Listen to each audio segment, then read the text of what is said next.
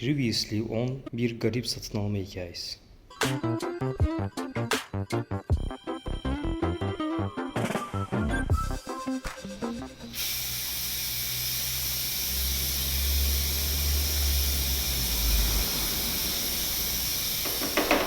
Her ne kadar yıkasam da kir üzerinde oluyor. Ciladan önce özellikle uzun zamandır cila yapılmayan bir araçsa kil yapıp ondan sonra cila yapmak daha iyi olacaktır her zaman işte. Rötuşluk yerlerimizi bu şekilde şu an ilk katta boyuyoruz.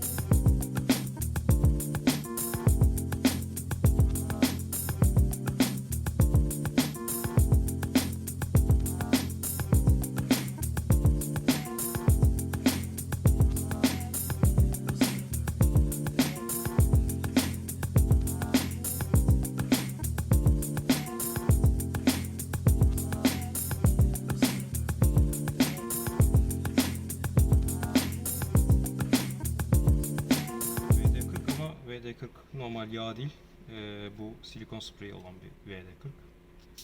Bunu görüldüğü üzere emniyet kemerine iki tarafına da uygulayıp iki tarafına tamamen sıkıp o şekilde kendi kendine toplamama problemini gidermeye çalışıyoruz. İç tarafına, dış tarafına sıktım. Şu an iç tarafına da sıkacağım.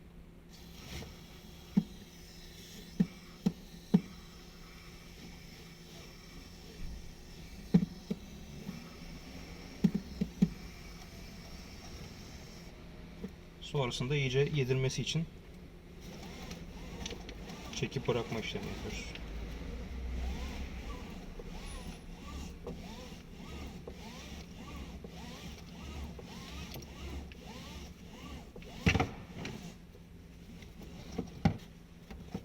Şimdi bu şekilde taktığımızda daha iyi sarıyor ve çıkardığımız zaman da kendisini toparlıyor. Bu şekilde. Ve son kat. Katı wax'ımızı attık. Şu an diğer bölgelerin kurumasını bekliyoruz. Tamamen ilk başta yapmıştım. Burası kurudu zaten.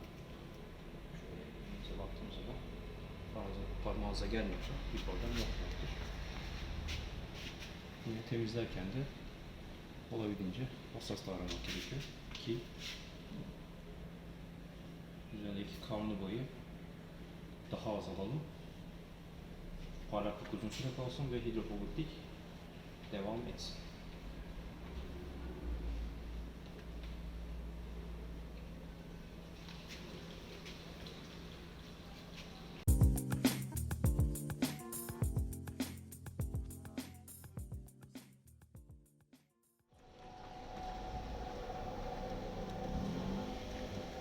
Çık çık. Bir sıkıntı yok.